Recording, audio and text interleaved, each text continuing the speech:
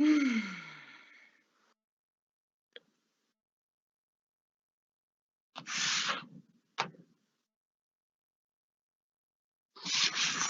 it says live.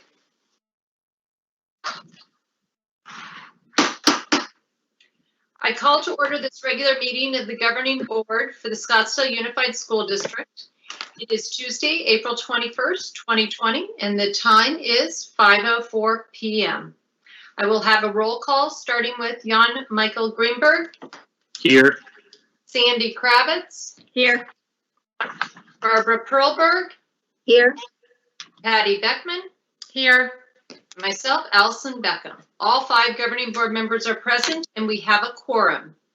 Due to the closures from the COVID-19 virus, SUSD's regular board meeting is being delivered via Microsoft Teams and each member is on their separate computer. The meeting is being live streamed as always through YouTube. Today, votes will be taken on an individual roll call. Public comment is available via email. If you wish to send a public comment, please email to jcreekard@susd.org. Your public comment will be distributed to all 5 governing board members. We'll move on to the Pledge of Allegiance. Vice President Beckman, would you please say the Pledge of Allegiance? And all other participants will mute their microphones. No. I pledge allegiance to the flag of the United States of America and to the republic for which it stands, one nation, under God, indivisible, with liberty and justice for all.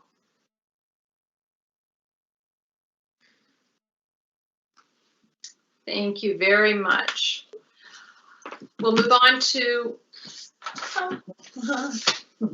approval of the agenda. Do I have any changes to the agenda? I'll give everybody a minute if they want to say something on the chat. Okay, I do not see any changes. So do I have a motion to approve the agenda as presented? So Patty, moved. excuse me. Allison, aren't we pulling that one agenda item? No, we're not. Okay. If all the board members receive the information, then we're not pulling it. Okay, sorry. No, that's fine. Unless somebody wanted to. Yep. So I believe I heard Vice President Beckman. Did you say you made a motion? I did not. I did. Jan Michael. All right, thank you. Do I have a second? Second? Vice President Beckman seconds. Correct. So we'll have an individual roll call. Jan Michael Greenberg. Aye. Sandy Kravitz. Aye. Barbara Perlberg. Aye. Patty Beckman. Aye.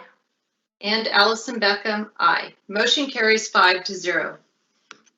We will move on to student staff recognitions and celebrations, which will be combined with the superintendent's comments. Dr. Creekard, your comments. Thank you, and good afternoon, President Beckham and members of the governing board. Despite these unusual times, we continue to learn of the outstanding achievements of Scottsdale Unified School students and teachers. As we are unable to host our normal celebrations, I would like to share with you some of these recognitions done virtually. The Arizona Dance Education Organization has awarded Desert Mountain High School senior Cameron Smith its Artistic Merit, Leadership, and Academic Achievement Award. The ADEO is the Arizona affiliate of the National Dance Education Association.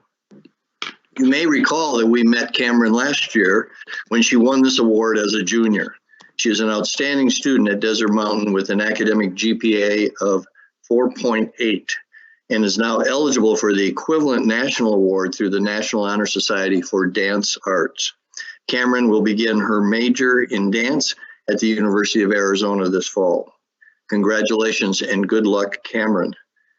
Congratulations also to Desert Mountain dance teacher, Liza Noriega, for cultivating the talents of this outstanding member of the class of 2020 and of all Desert Mountain classes since 1995 when the school first opened its doors. We have become accustomed over the past 35 years to hearing of the success of students of another longtime SUSD teacher, Arcadia High School's Diana Cure.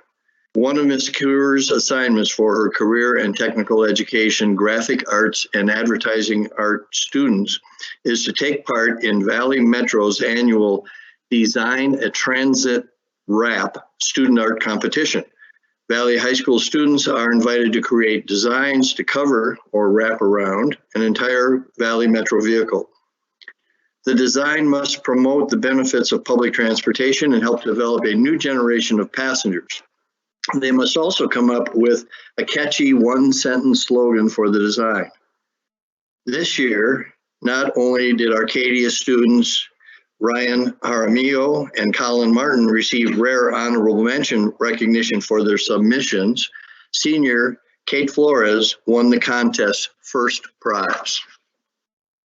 For her winning design and Dr. Seuss inspired slogan, "Oh, the places you'll go on Valley Metro."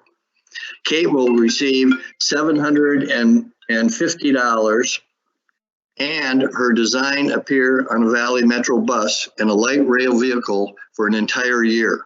We have a feeling Kate is going places as well. Acts of kindness are important regardless of pandemics, but it seems as if the empathy project of Navajo elementary teacher Brandy Wilson's 5th grade class was clairvoyant. The empathy project is a STEAM-focused, interdisciplinary effort with students combining what they're learning from the social emotional curriculum with research skills, persuasive writing, and measuring. They design a pattern and ultimately create fabric objects that they sew and donate to a local charity that they have researched and voted to help. Mrs. Wilson's Classroom Empathy Project has been named one of Intel Corporation's 40 for 40 STEM grant winners and will receive up to $2,500 to further implement the project. 4 students help comprise Junior Achievement's annual 18 Under 18 awards. These awards are characterized by their display of what's called positive impatience and not waiting until they're adults to make a difference in the world. So these are students 18 and under, and 18 of them in Arizona, and we have 4. Arcadia senior Grace Slenker has devoted her time to organizing life-defining moments for terminally ill patients in Arizona through a school club, Arcadia Dream, which is now part of the Dreamcatcher organization. Chaparral Jr. Ryan Vakil created From Hearts to Souls, SOLES, a 501c3 organization that collects shoes and shoelaces for children living in poverty worldwide. Another Chaparral Jr., Ethan Scher, has built a resale shoe business for high-demand new shoe styles. And senior Kaylee Battelle, a familiar face to us and name, president of our Student Advisory Board, helped establish Sisters in STEM to encourage girls of ages 4 through 15 to embrace their interest in math, science, technology, and engineering. All 18 award recipients are good students, exceptionally talented and visionary. We are proud of their collective achievements and especially proud of this quartet of SUSD students. This week was to have been the time Desert Mountain sophomore Tristan Davenport headed for New York City to take part in the National English-Speaking Union's Shakespeare competition. Understandably, that event has been canceled, but a part of it, the People's Choice Award, has turned into an online event, and Tristan is competing in that. Voting is being conducted through Thursday this week, and we'll be posting how you can see and vote for Tristan's Shakespeare monologue and sonnet on our website.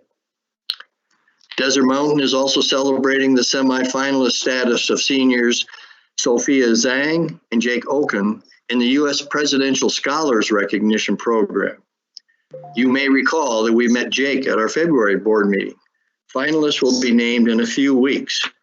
Sophia has been accepted at Yale University and Jake at the Barrett Honors College at Arizona State University. Lastly, and just in time for Earth Day tomorrow, 3 SUSD students have been named winners in the City of Scottsdale's Earth Day Art Contest. Redfield Elementary 3rd grader Nina Schwimmer took home first place honors in the elementary division for her mixed media tree collage.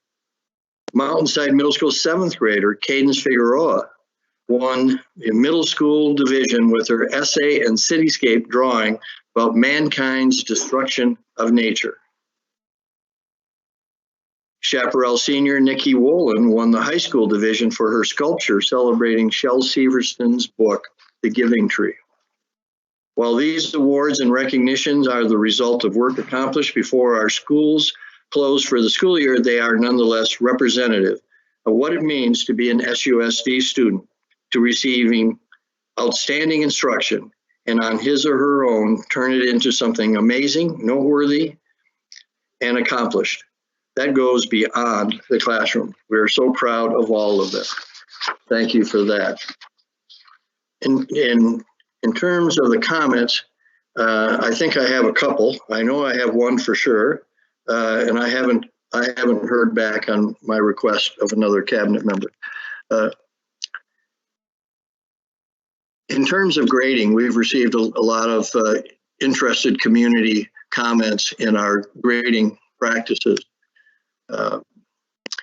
One of the things that I've been telling people is it's important for us to look at the midterm quarter grades and be reviewing, based on that data, reviewing some of our grading guidelines for the end of the 4th quarter.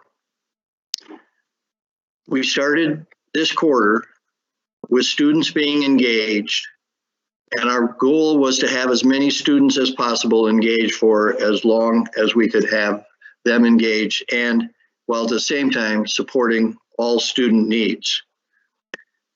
Later this week, I'll be meeting with principals to discuss specifics of our grading practice and a practice that honors work being done by a great majority of teachers and students, but is also not punitive to students who have had a difficult time coping with the pandemic or online transition. We hope to have a clarification for the end of the quarter grading practices and options to come out in Friday's update, or certainly by soon, early next week. And with that, I think that I am completed, and we look forward to people reading the updates that we've been sending out weekly after the first week. This is the end of the 5th week of our online education program, and there will be updates that I think are important to all parents and employees in our updates Friday evening. Thank you.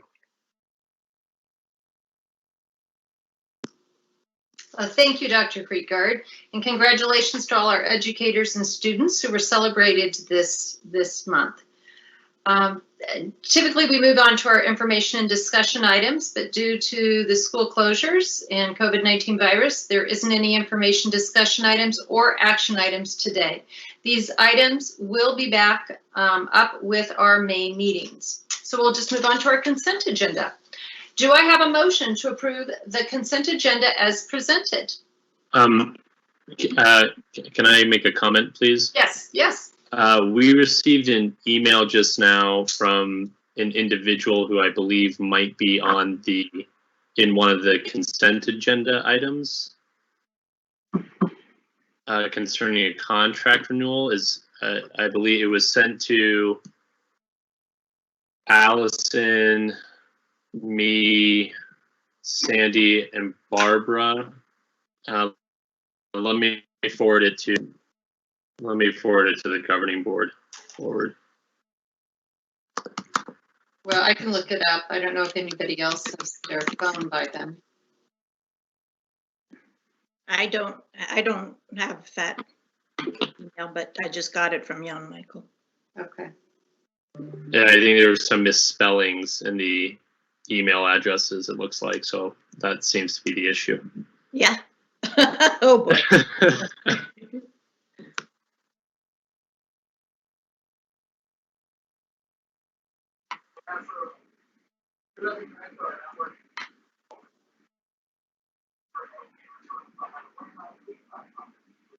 Dr. Quickert, are you reading this also? Nope, haven't seen it.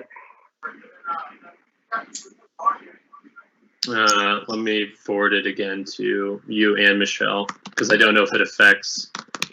Yeah. There you go. See I below. believe, and unless this particular employee was on the consent agenda, is that what she's saying? Yeah, I don't know. I'm checking the name right now. Yeah, it is. Her name is on here under the separations section. Okay.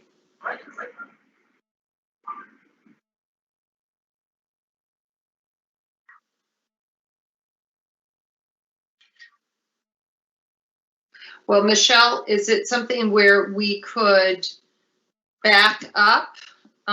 We have approved the consent agenda as presented, but now at this point, is it something where we could make a motion to pull this employee's name so that it's just not part of the consent agenda until we can table that particular one employee, or do we have to pull the whole list?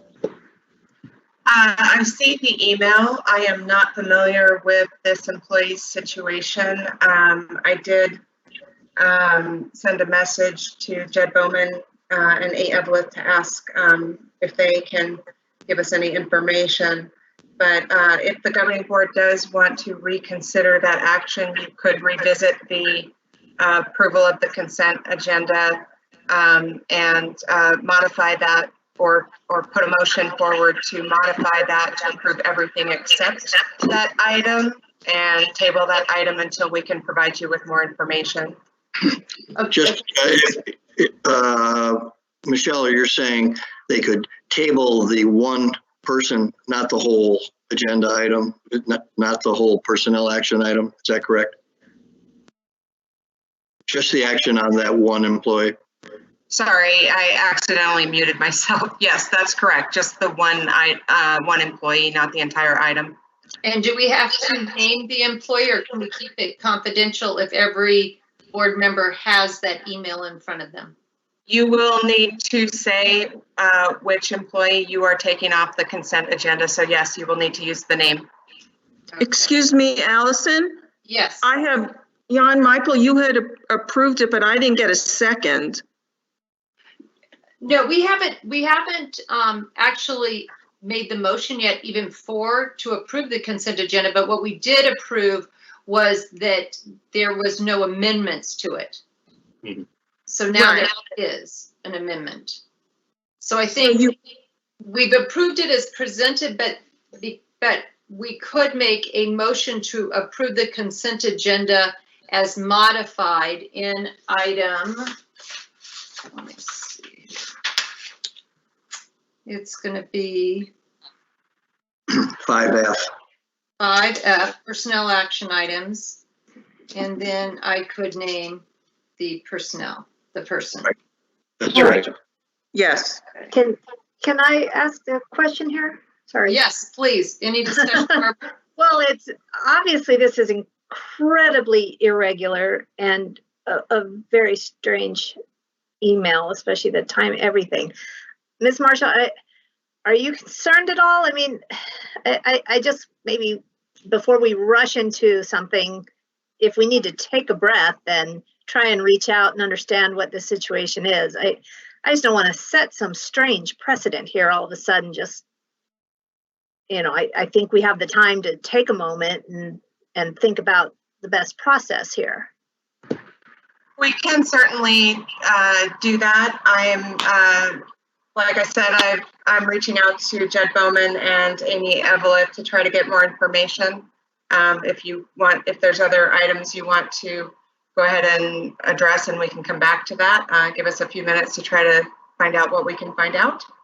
Well, if I may, I'm sorry, but I would rather, as a cautionary role, since I am also not familiar with this particular person's action, but to remove her from the personnel action item, table her.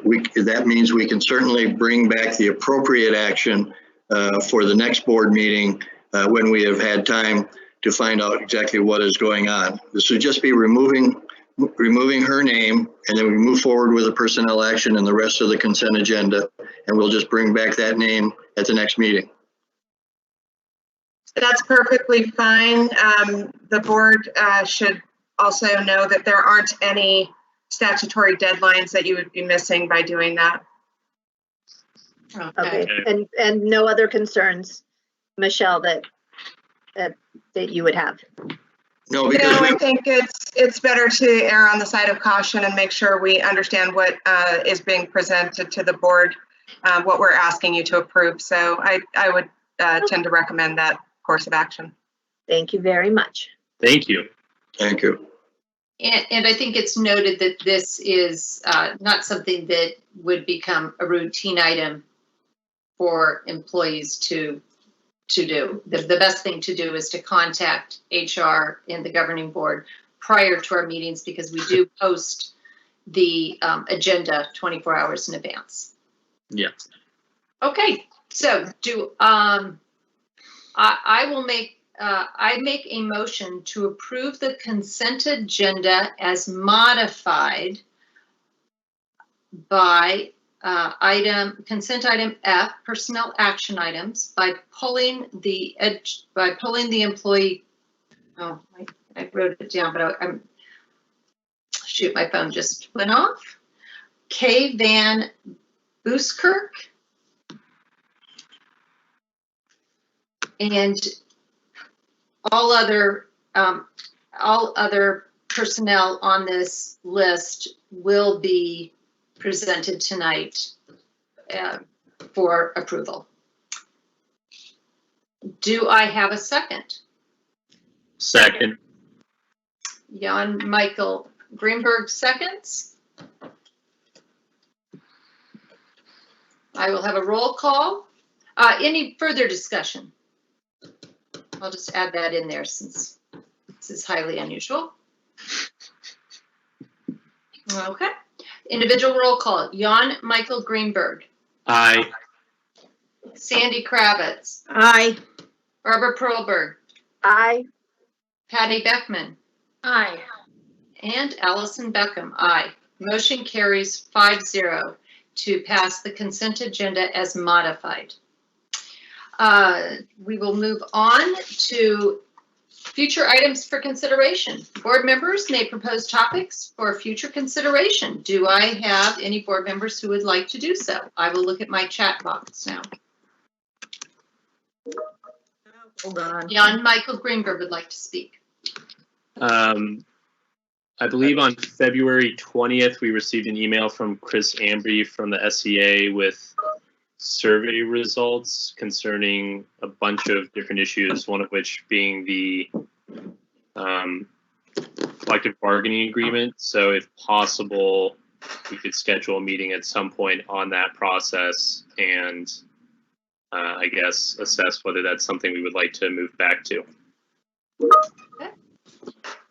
Sandy Kravitz.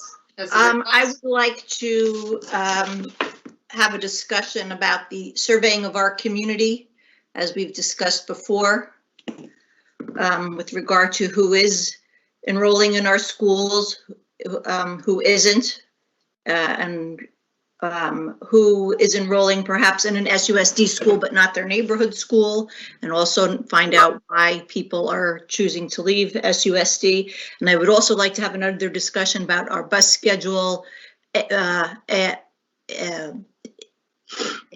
in regard to also school start times. All right. Thank you. Thank you. Any other comments from board members? I'll give everybody a minute in case they have second thoughts here. Okay, and I would just like to add to continue the evaluation review. Like to thank Dr. Bowman and his staff for meeting with governing board members in small groups to start that discussion, and I look forward to it continuing. Okay, dates for upcoming meetings will be Tuesday, May 5th, 2020 at 5 p.m. special and governing board meeting. Tuesday, May 19th, 2020, 5 p.m. regular governing board meeting. And we might be back and we might be doing it through Microsoft Teams. Governing board reports is next. Any members have board reports today? I'll look at my chat box. Jan Michael Greenberg. Oh, you're muted, Jan. Thank you. Apologies for that. Just a very quick report. I know we've had discussions on the internal auditing, and at the board president's request, I spoke to Dr. Creekard, and I just wanted people to know that I am working on a more concrete proposal that we can maybe discuss and flesh out that address concerns and go from there. But I just wanted to let everyone know that that discussion is, I guess we're still working behind the scenes so that something can be presented at some point.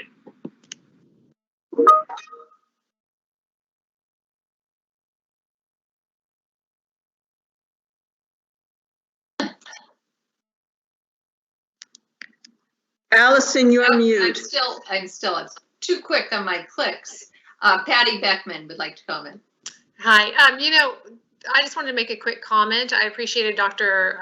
Creekard's superintendent comments tonight, and the last meeting, we absolutely thanked our teachers, and I want to thank them again for doing such a tremendous job in adapting to this online educating and really making a difference in our students' lives. But I also want to thank our parents and really point out that it's been a difficult transition for them as well. And I know the board realizes that, and to just give them a big shout out. It's not been an easy time. And that's it. Thank you, Patty. All right, well, that is our meeting tonight, a rather short one that we're used to. I move to adjourn this regular governing board. Oh, is there something? There's a comment request. Oh, I am sorry. Sandy Kravitz. I just wanted to thank our students for staying engaged. Thank you. Okay. Anybody else has any comments? I apologize, Sandy. Okay. I move to adjourn this regular governing board meeting. Do I have a second? Second. Board member Kravitz seconds. Individual roll call. Jan Michael Greenberg. Aye. Sandy Kravitz. Aye. Barbara Proberg. Aye. Patty Beckman. Aye. And Allison Beckham, aye. Motion passes 5-0. This regular governing board meeting on April 21, 2020 is adjourned at 5:31. This might go down as a record for a regular meeting. All right, I'll get my gavel. Thank you, Adjourned. Alice. Aye. Thank you. You. All right, thank you. Take care. You too.